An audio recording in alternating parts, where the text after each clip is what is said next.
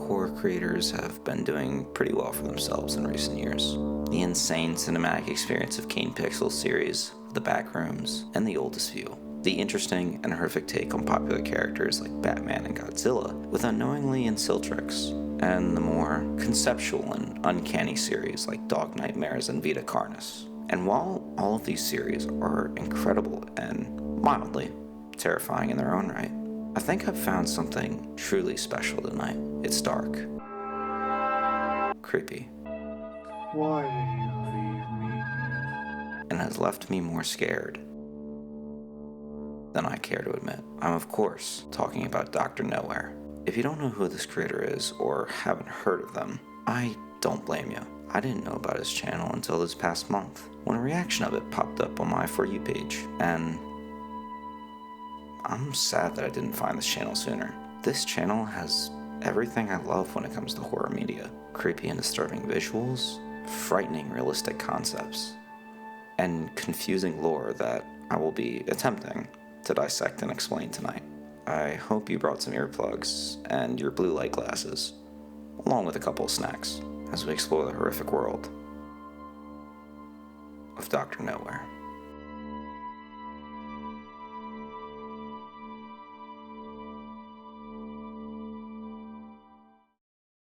Something to note before diving into these 4 videos is that they will all be going under a conceptual rewrite, meaning that take all the information and theories I have about these creatures with a grain of salt, as they will most likely be changed in the future. The first video starts off with, well, I'll let you see how it plays out.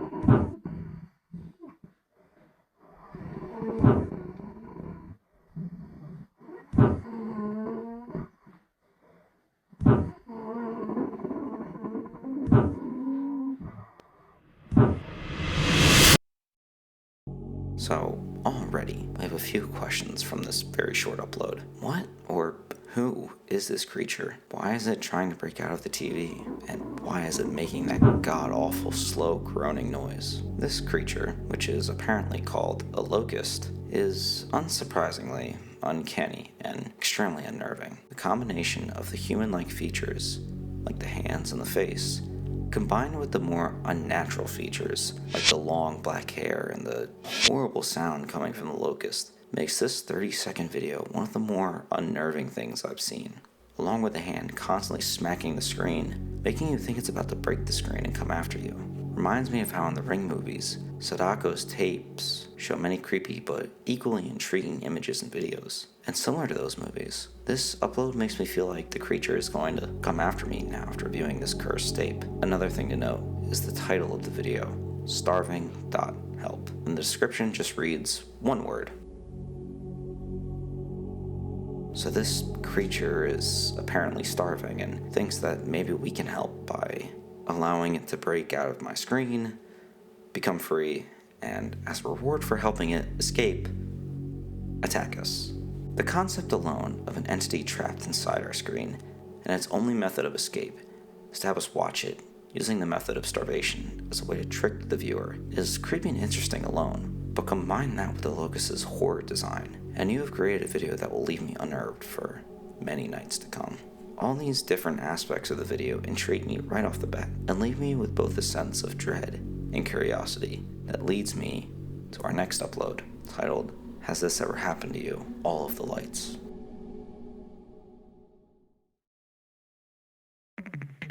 Has this ever happened to you? It's getting dark outside. You're getting ready for bed. Grabbing a cold glass of water. Right off the bat, and this will be a running theme in the series, is that goddamn creepy ass monotone voice. I know some people find it funny and can throw them out of the immersion of the video, but to me, it enhances the horror and leaves me with tingles, and I can't really explain why this does this to me. I just get extremely unnerved and uneasy when a video like this uses that monotone voice. Anyway, the video describes the feeling of being watched or followed when you are turning off all the lights in the house. Obviously, no one is really inside your house when the lights are off. a I full hope. glass of water, and now you are turning off all the lights in the house. Do you feel that? Or maybe hear that? That sinking feeling that something is following you as soon as you turn off the lights? Well, worry not. We have a brilliant solution.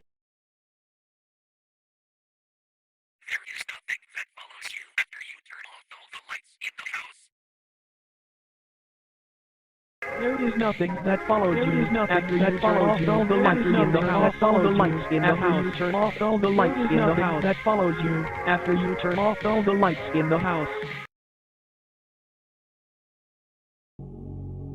The creature that appears is a new one we haven't seen before, with its red, fleshy body and big eyes, with a admittedly small mouth. These unnatural colors and proportions also enhance the uncanny feeling inside, and with the creepy whispered voice saying, "There is nothing following you after you turn off all of the lights in the house," it really freaked me out. I was watching all these videos at 4 a.m., with all of my lights except for my tiny lamp turned off. This section of this extremely short video scared me so bad that I went all over my house, turned on every single light, and even then, I didn't feel safe. The whispering while I was in the dark gave me the biggest chills I've ever had when watching any piece of horror media. Even the 12 Man tapes, which I covered last month, didn't scare me to this degree, and then the video just goes back to normal, like nothing happened. This makes me think that the creature we saw in the video is the creature that stalks you when you turn off all the lights in your house, manipulating you, manipulating the video to leaving you with a false sense of security that there really is nothing wrong with your house after all the lights have gone out. While we haven't gotten more information about what some of these creatures want, we still don't understand what they are or where they come from. Are they a part of some government experiment gone wrong? An invasive species from another world? This video just leaves us with more questions than answers.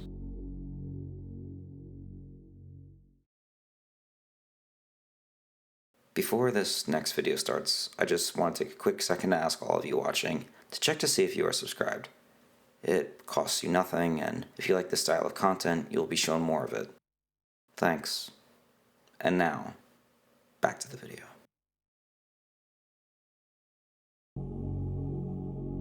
The next video is titled Love.Thumper, which I don't really know what to make of. On the bright side, though, we have a date in the description, March 13th, 2005. Hello?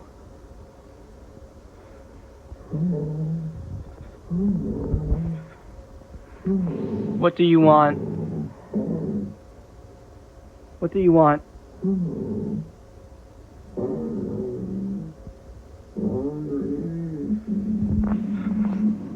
Please go away. So this video seems to be a sequel to the first one that we saw. Except, there's one small problem.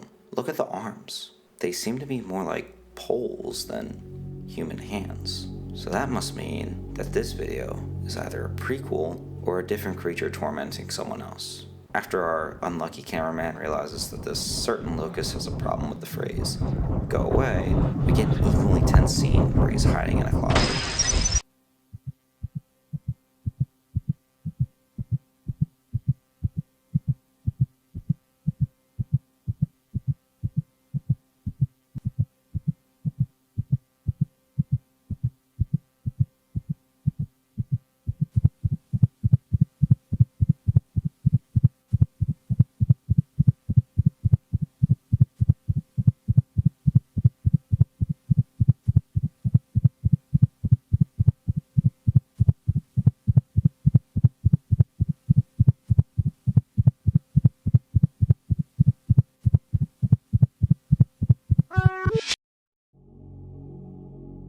We are then shown the background of the first video, except this time, it doesn't show us a locust, but rather the aftermath of it breaking out. Some text pops up reading, "The body appeared untouched." My theory about this, and I would take this with a grain of salt, is that the locusts have an ability to either body swap or mentally kill the victim and cause no visual damage to their body. That might be why we see the locusts with human hands in the Starving.help video. These creatures trap their victims inside their own televisions until another unlucky viewer stumbles across them. The reverse music at the end, along with the disturbing placement of a laughing track, add to the horror that this upload created. So now we understand how and why these creatures attack humans, but we still don't understand where they came from or why they were trapped in the screens to begin with. And the biggest question, how did these things come into contact with humans in the first place?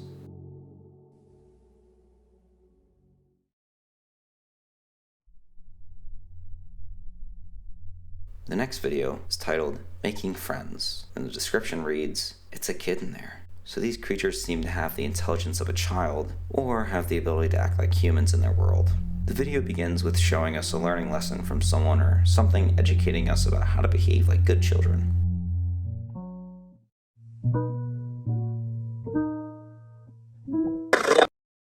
Good children learn to wake up early.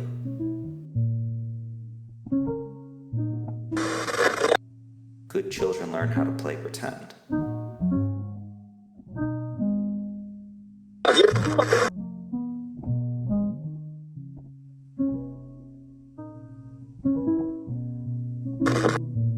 Good children learn to not play with their food until it is all gone.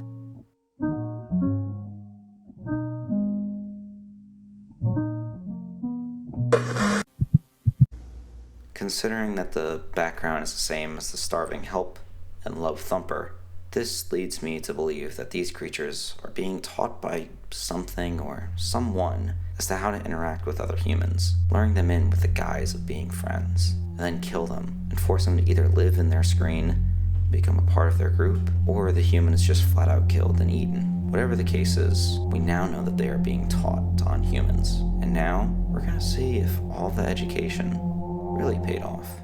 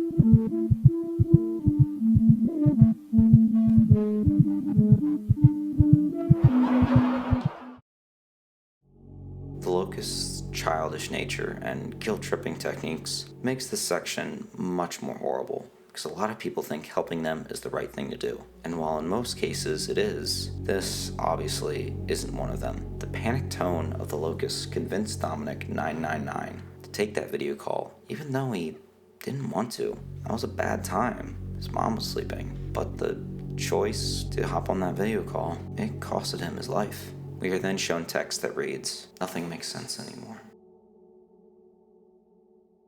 Everything inside was gone.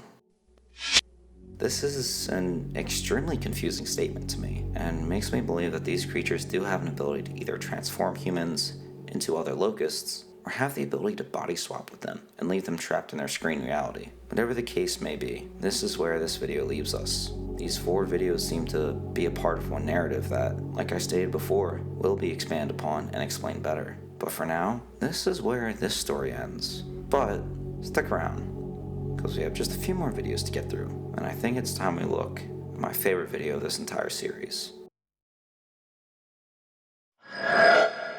The boiled one phenomenon.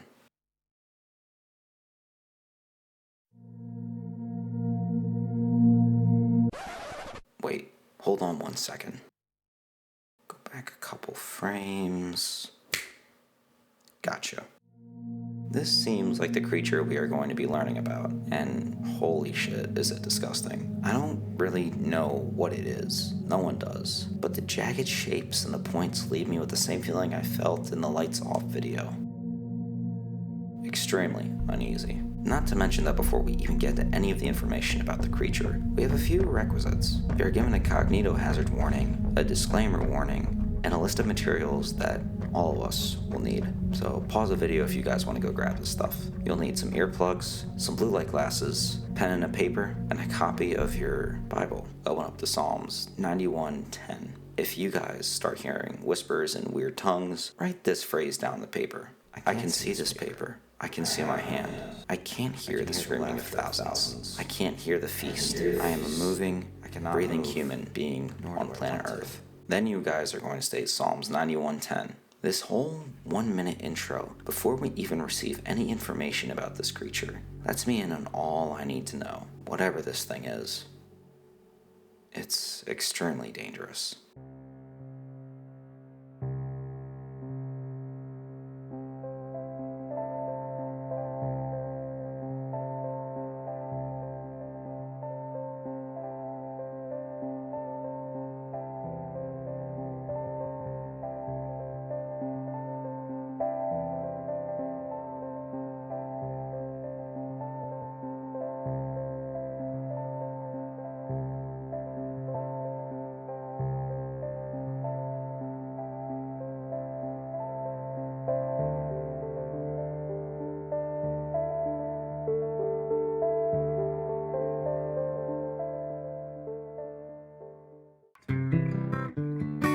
Good morning, bushwhackers.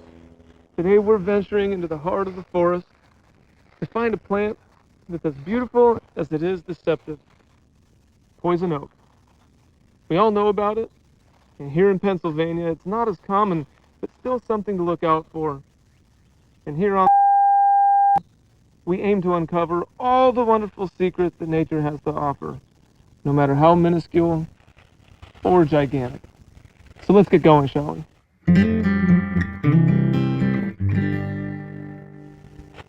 Found primarily in deep North American woodlands, poison oak has many different names and places of origin, also referred to as the tree of heaven. Imagine that? In China and Taiwan, one of these invasive species made its way to America in the 1700s and took its ground here boldly. As many of us know, it's infamous.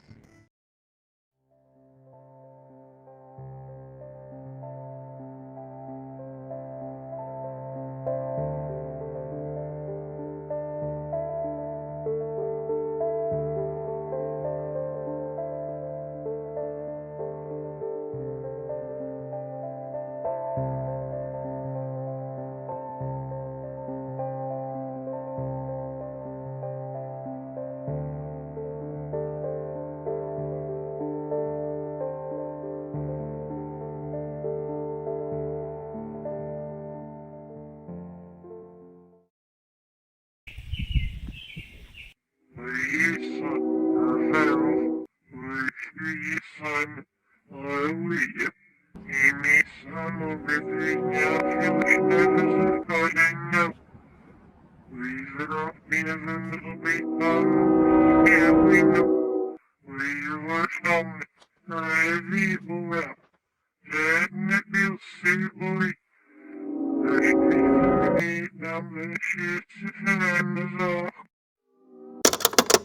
Wait a goddamn minute.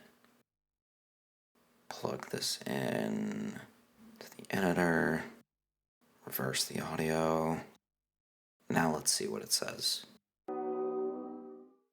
Cause a manifestation of my being in the future. You will be asleep in bed.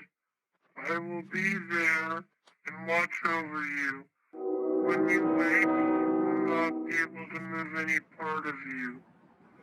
When your doctors eventually find you, they will not see me, but you will, and I'll see you too. Forever, I'll see you. This whole section of me is one of the creepiest and more disturbing videos in the series, just due to the features and the sounds being played. But that is only the beginning, because apparently, if you watch this at the time of the hijacking, you would become paralyzed, except for your eyes, and the only thing you were able to do is blink. This thing will watch over you, even as you sleep, yet it's invisible and doesn't exist to anyone but you. Think about that.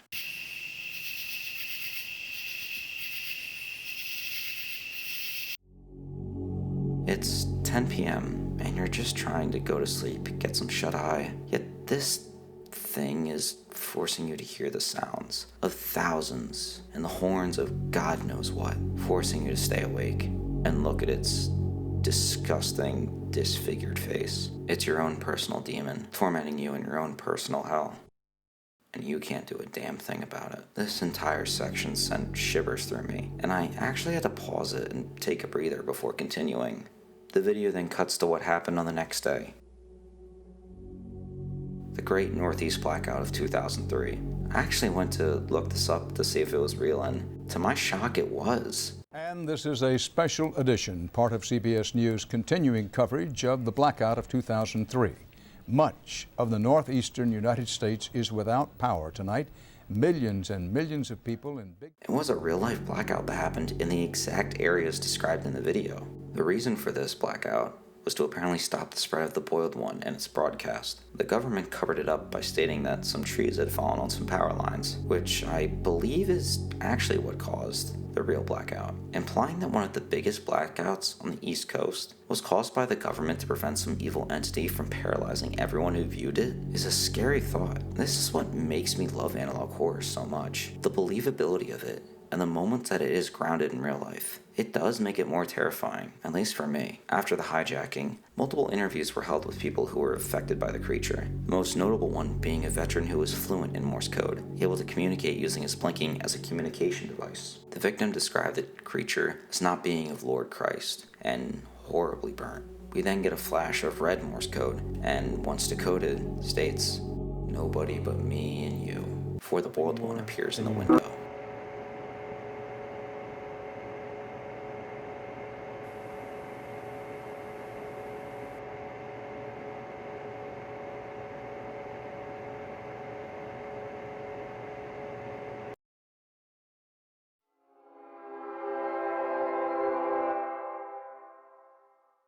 Listen closely. Do you hear it? You will hear the laughter of thousands as the sky opens up. You will hear the trumpets play their happy sounds. The scalding blood of life will pour down onto us all. Together, we will be still. Together, a feast fit for a king. Together, welded by love and purest connection. Be still. And listen.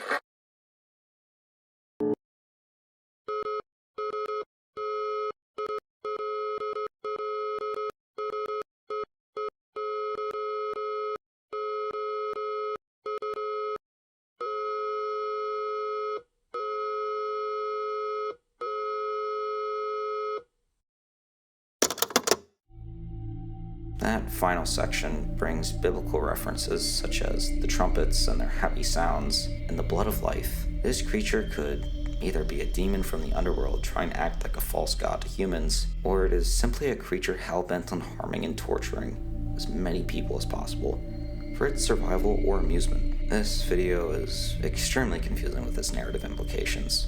What is the Boiled One? The common theory is that the Japanese text that appears is translated into Fear the One and Only Watanabe Bird, which is supposedly in reference to a Japanese soldier named Mutsuhito the Bird Watanabe, who tormented an Olympian named Luis Zapparini. I'm sorry if I butchered those names. So, is this a spirit out for revenge? We have no idea at this point in time, but this entire video, from start to finish, is haunting. The graphic depictions of psychological warfare, combined with the chilling concept and realism of the blackout, makes this video an incredible watch, and I highly recommend you check it out for yourself.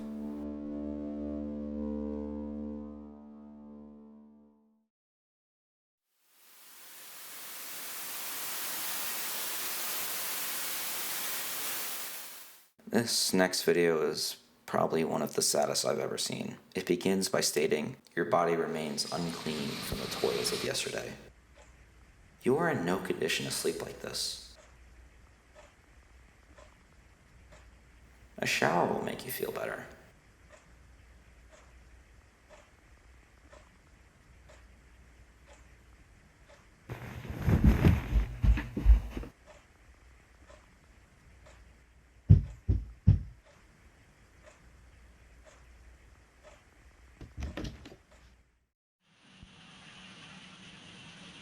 But it wasn't my fault.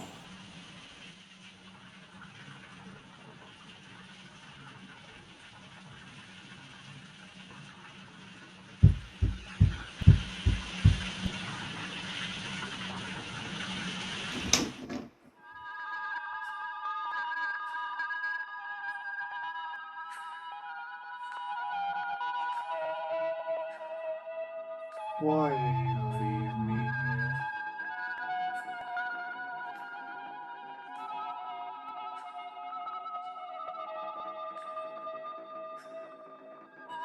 I never adjusted to you.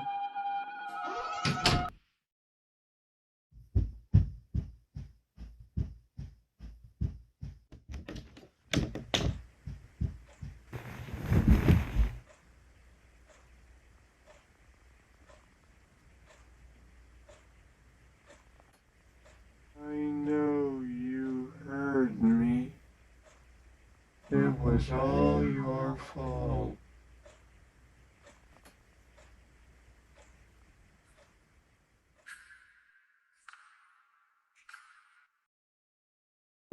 This video is a pretty accurate representation about guilt. Now, it certainly didn't scare me as much as the other videos, but I don't think that was necessarily the point. The parent or guardian or whoever was taking care of this boy either let him drown out by true accident or did it on purpose and is feeling the remorse and the consequences of their actions. The immense guilt that they have for not saving their boy is a crushing weight for them to bear, so much so that they won't even take a bath or shower because of it. They are constantly reminded of their fault and how they'll never be able to make it right. It's a tragic and, once again, realistic scenario that some people find themselves in to this very day. While this video may not have a ton of lore for the overarching series, it's a reminder and a warning about how guilt and tragedy can trap us in our minds, preventing us from living like normal humans do. This creature is given what most of these things in this universe lack: emotion, a soul.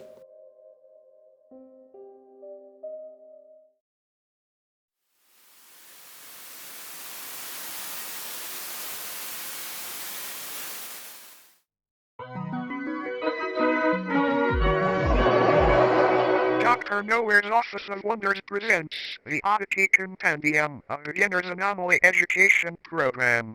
Welcome to the Oddity Compendium. Today, we will be learning about many wonderful and strange oddities that exist inside of, outside of, and around your universe. These strange phenomena can range anywhere from life forms, products, and organizations to even events and anomalous time periods. Important. The following information has been acquired from realities that may be separate from the one you are currently residing in. Please be aware that knowledge or comprehension of incompatible information may result in a conscious reality fracture. A conscious reality fracture is described as an event that may occur when an individual perceives material that originates from incompatible material. Symptoms that could appear are migraines, severe cases of deja vu, and instant death. What horrors will be shown to cause near instantaneous death to the human body? Why is this tape so dangerous to view? Guess there's only one way to find out.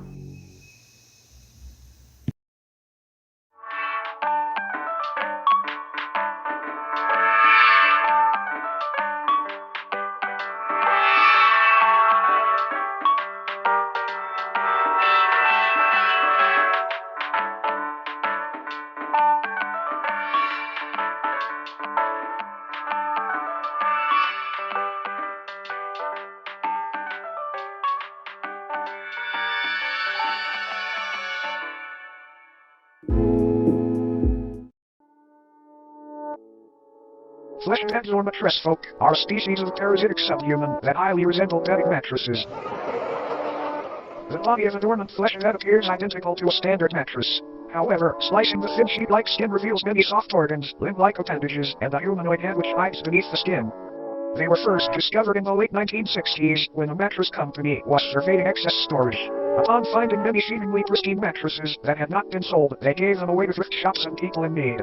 The people who received the mattress folk initially had no issues with faux beds. It wasn't until the air began to warm up that these beds awoke from their uneventful hibernations. The first reported victim was 19-year-old Alice Digere.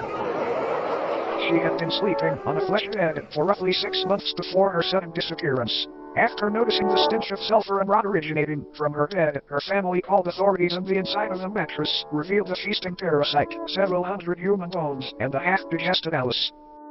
The method in which mattress folks sustain themselves is by waiting for the body heat of a host to wake them from their dormant state.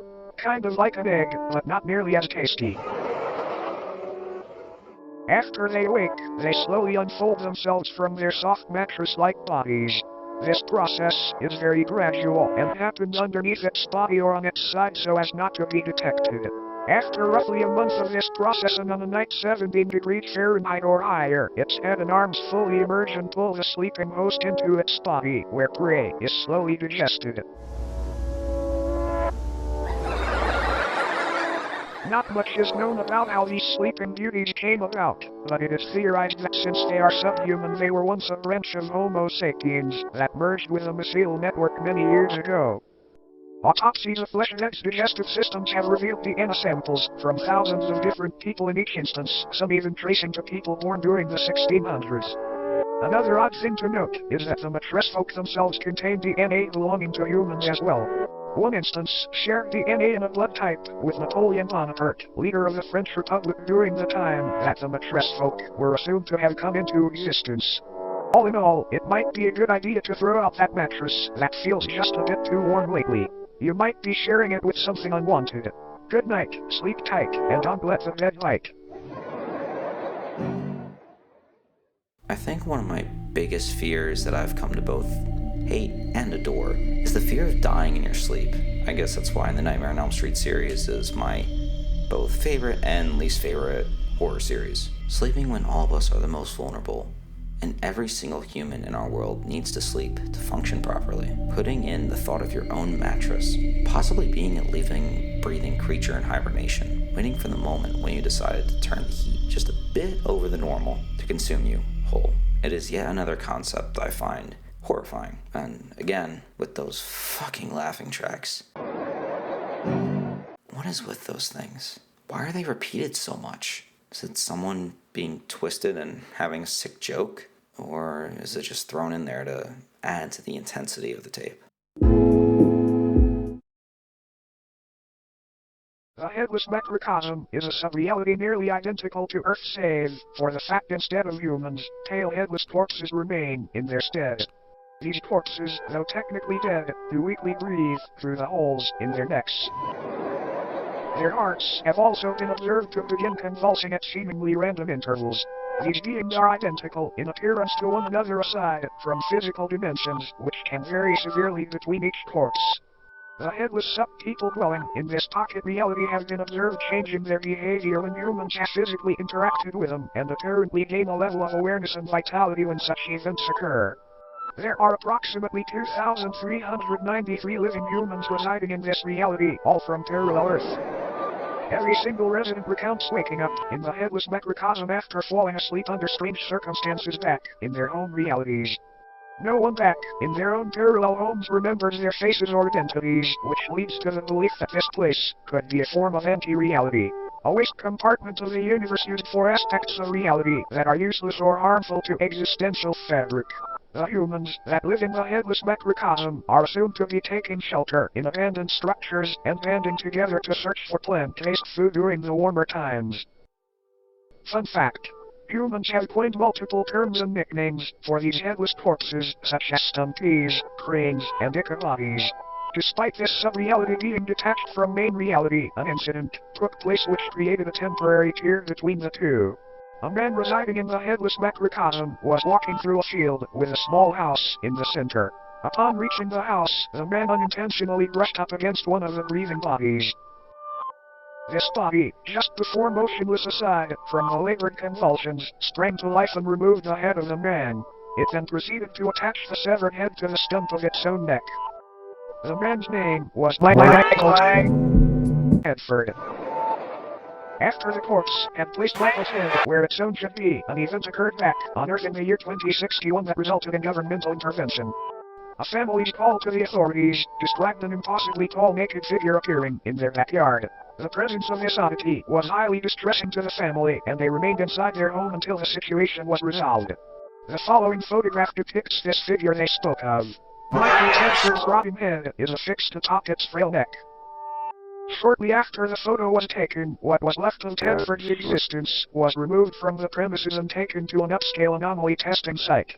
Apparently, this corpse was attempting to quite literally defend Hedford by leeching off of his existence. These breathing bodies appear to be in a constant state of yearning to reconnect with the roots of reality again, as they have been taken a hold of by a dangerous and contagious disease. This disease appears to be non-existence itself. It can affect anyone on Earth at any time, and once it takes hold, the headless macrocosm deems you valid for residence within its endless meadows, filled with fellow patients. But don't worry, it's a rare diagnosis. Another fun fact. Occasionally, crude man-made structures will form seemingly out of nowhere in order to correspond with the structures on parallel Earth. As mentioned earlier, the headless macrocosm itself functions like a digestive tract of the universe, and these structures may be antibodies attempting to fight off the virus of non-existence. Now then, check your head. Screwed on tight. Great, because you might want to hang on tight to it for this next one. So these headless corpses are actually much more alive than one would believe. However, there was one section of text that I found to be a little bit strange. The part where it states that scrap parts of the reality are transferred to this realm. I don't really know what it is about that statement, but it's leaving me uneasy. The first time I watched this video, The man's name was Michael Hedford. I got so scared at that very specific jump scare that I threw my headphones on my monitor while jumping out of my chair. I was not expecting that to get me that bad. These creatures on their own are scary enough, but remember, they are still fully breathing humans, living in the headless corpse's reality. So imagine you're just going to bed, enjoying a good night's rest. You wake up the next morning, and you see this thing standing in your doorway.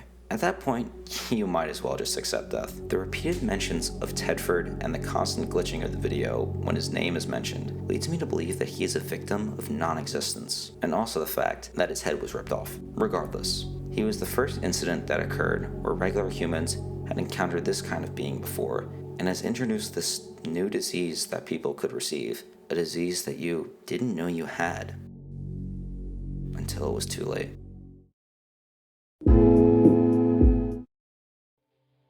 The obelisks of enlightenment are a collective of monolithic beings that are currently residing in different remote locations across the world. Also known as the Fathers of True North, they appear in groups of 1 to 8 and stand anywhere from 10 to 150 feet tall. Each obelisk is levitated just barely above the ground and facing geodetic north. Though most of them reside in remote fields and deserts, they have also been found floating above the ocean within the vicinity of the Bermuda Triangle and even of the Moon. They are moving just ever so slightly and progress approximately 2 inches forward a year. These obelisks are enlightened in the infinitely vast secrets of the universe and are constantly vocalizing the excess information as a means of waste to counteract the overwhelming intake of knowledge. Though currently enclosed and monitored by government entities, many people had wandered into these locations prior claiming to be following the sound of angelic singing. This alluring hum emanating from these obelisks induces a massive increase in general intelligence in subjects listening. Folklore often refers to the frequency as the song of the divine contour. These pillars of divine knowledge act almost as a siren to humans.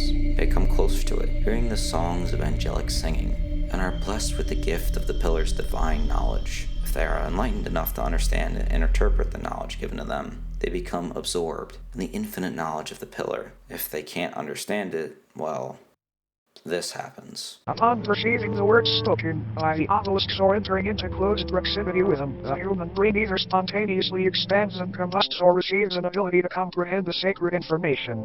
Talk about being open-minded.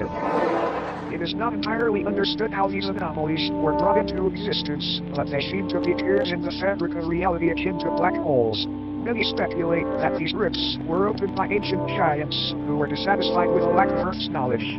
Many unnaturally large humanoid skeletons have been found underground adjacent to obelisk sites, further supporting this idea.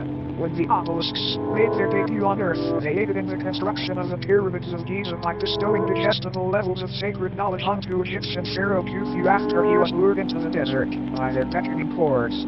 This knowledge would help Khufu rationalize a possible blueprint and method for building these grand tombs, and they were made into the shapes of pyramids as a tribute to the divine structures.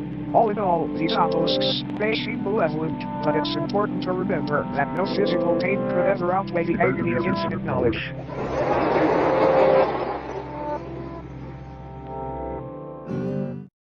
Now, looks like our time here may be almost up. But before you go, it's time for a bonus oddity.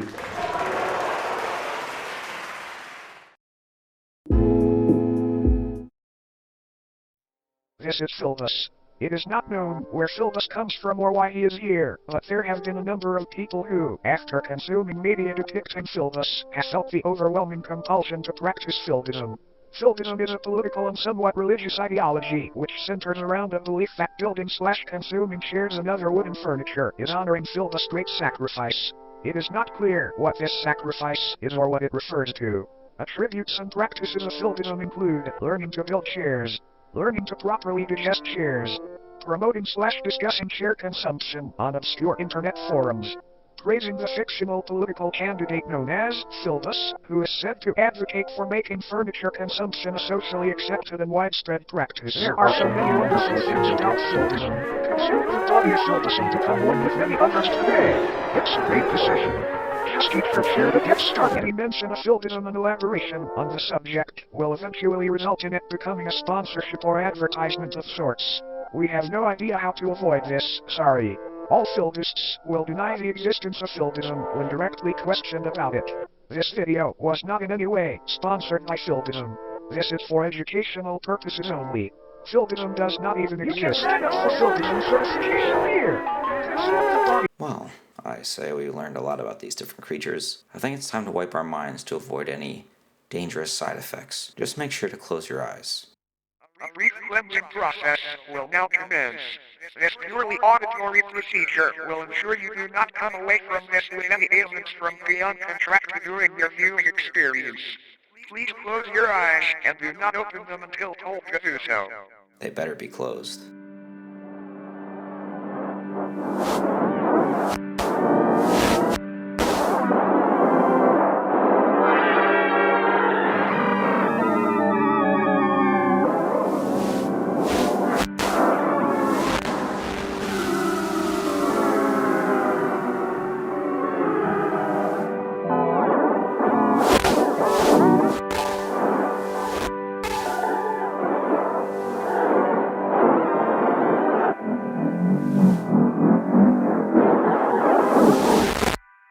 You may now open your eyes. Thank you for complying. Thank you for attending Dr. Nowhere's Office of Wonders. We hope that you enjoyed your stay.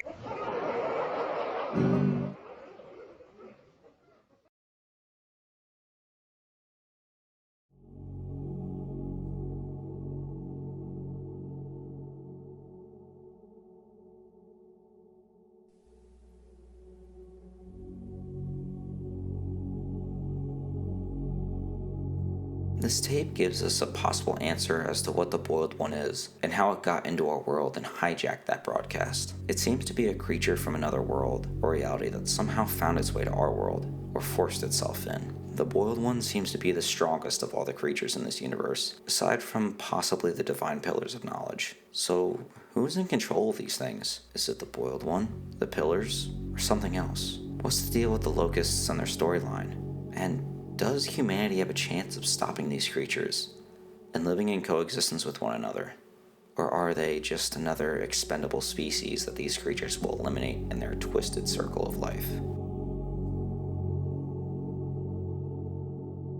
Alright, I know we covered quite a bit, so let's recap the series so far. We have these creatures, called locusts. We know that they are trying to learn how humans interact with one another, so that they can better hunt them. We know that they seem to attack humans, aren't able to kill them without moving or disturbing their bodies. They're able to reach through the screens and possibly body swap with them. What we don't know is how they were created or what their end goal is. Are they just trying to swap bodies with humans? Trap them in the TVs and the screens? Is the main goal to kill all humans? At this point in time, it's unclear. What we do know is that the Boiled One and the other creatures in the Oddity Compendium are slowly making themselves more and more apparent in everyday human life. The Boiled One tormented the few people it was able to talk to during the Great Northeast Blackout of 2003, and has them living in an eternal hell they cannot escape from, always being watched and talked to by Fen 228. The other creatures are beginning to pose a huge threat to humanity, with the living beds that eat humans when they sleep, parallel universe that you go to if the universe decides you just don't exist anymore, and pillars of divine knowledge that have nothing but ill intent for those who decide to hear its knowledge. Dr. Nowhere is crafting a beautifully horrifying universe with his unique art style, impressive creature designs, and a story that is slowly being told through short uploads and educational presentations. I look forward to seeing what he has in store for us next, and what new horrors will await us when we inevitably return. Thank you all so much for watching. If you made it all the way to the end of this video, thank you 1,000 times over. It means the world to see people actually become interested in my work and what I am trying to accomplish. I would like to make analog horror and just horror content in general on YouTube more popular and bring it more to light, especially on internet mysteries or just other topics around the internet that I find interesting or disturbing. If you enjoyed any section or second of this video, please leave a like and comment what was your favorite part of the video, or leave some new or obscure piece of horror media you would like me to cover on the channel. Have a good night, everyone, and I hope to see you all in the next one.